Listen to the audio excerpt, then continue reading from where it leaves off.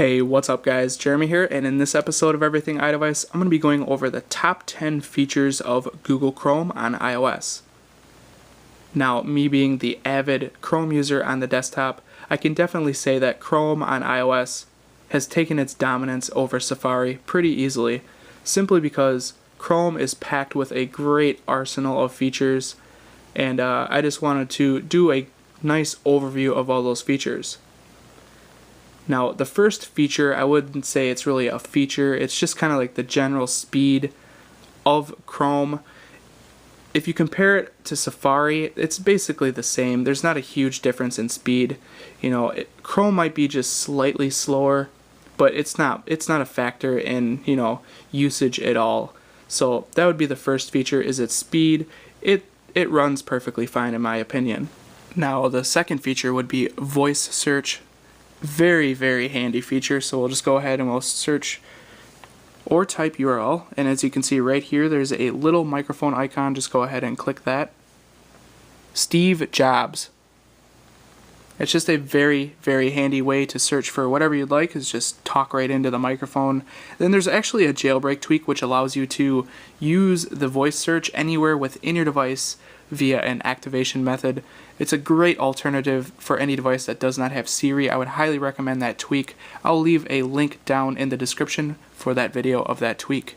The next feature would be incognito tabs. It allows you to search without registering any history or any cookies, and that'd be great for searching for a present for a family member or whatever reason you would need to search for anything and not have any history of it. So basically you just click on the little drop down menu here and you can see new incognito tab.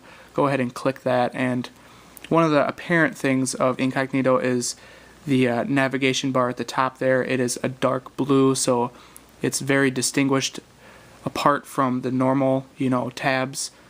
And if you go ahead and click back to the tabs here, as you can see, you will have a set of incognito tabs, and then on the left a set of your regular tabs. Again, that's incognito tabs. The fourth feature would be tab syncing. I love this feature. It allows you to keep all of your tabs synced across all of your devices, kind of similar to the cloud tabs with Safari. Basically the same thing. So if we go ahead and we click new tab, down here at the bottom there's like a little folder icon with arrows. That's other devices. As you can see, there is my MacBook Pro, my work computer, my iPhone, all that good stuff. And if you want to open up a tab that's on another device, just simply click on it, and there it will open up my channel, which is running on my MacBook Pro right now. The next feature is called desktop versions. It allows you to switch to the desktop version of any mobile version on any website. So as you can see here, I am on Everything iDevice, the mobile version. Just go ahead and click the drop down menu like so, and then request desktop site. Just go ahead and click that, and it will switch it over to the desktop version. Another great feature. The sixth feature would be swipe gestures.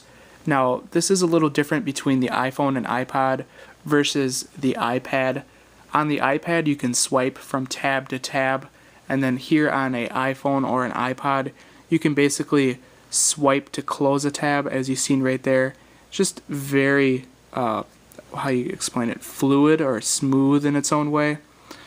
It just feels really good to close out tabs just by simply swiping them to the side like so. And you can go either way, as you see right there. Swipe gestures. The next feature would be most visited. As you can see here, when you go to click and open up a new tab, you have this little kind of like icon tab down at the bottom right there. And this basically displays the most visited websites that you've gone to.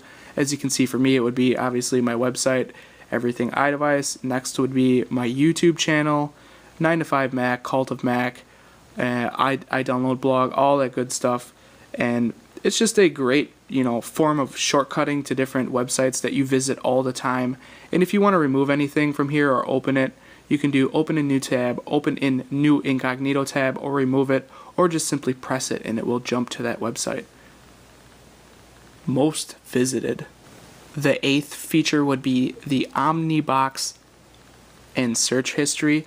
So if we just go ahead and we click up here and go ahead and click E, so Obviously, Everything iDevice is the most visited website. As you can see, that's bookmarked as well. And then here would be, top searches starting with E right there. As you can see, I also have eBay, ESPN. Now, if you want to keep searching, you don't actually have to click right on those. You can click this little arrow on the right-hand side there, and it will input it into the search box, and then you can even add more to it. Just a great feature as well. And that is the Omnibox. The 9th feature would be the bookmarks. Your bookmarks across all of your devices are accessible by all of your devices. Great implementation of that. As you can see, you just click the little star, which is your bookmarks. Now, I do only have one folder there for mobile bookmarks. It'd be web admin, I called it. It'd be YouTube and then some other services that I use. And you can back out here, you go to bookmarks. You have your mobile bookmarks, other bookmarks, and desktop bookmarks right there. We can go ahead and jump to my desktop. Should be Google, Gmail, YouTube, Everything iDevice. And again, that's how bookmarks works on Chrome. And the final feature would be the predictive search. So we'll just go ahead and open up the search box there, and I'll search Craigslist. I'll just put in a C, and then if you scroll down, you can see its predictions, which would be Craigslist, CCAP, and Chase. So it predicted that right off the bat. Obviously, it goes off of, Google's search algorithms, I guess you could say. Next here, I'll do another one. For example, we'll search for Engadget. So I'll put in an E, see what it brings up for its predictions. Just eBay and ESPN. So not quite there yet. And then I'll put in the N. And then as you can see, it predicted it on the second letter. You have Enterprise, English to Spanish, and then at the very bottom there, Engadget. And that is basically all of my favorite features of Chrome. There is also a few more, but nothing as major as those 10. And that is basically it, guys. Let me know what you guys think about Google Chrome down in the comments. Do you use Chrome on your desktop? Do you use it on iOS? What do you think of it? This is Jeremy with Everything iDevice, and I'll catch you guys later.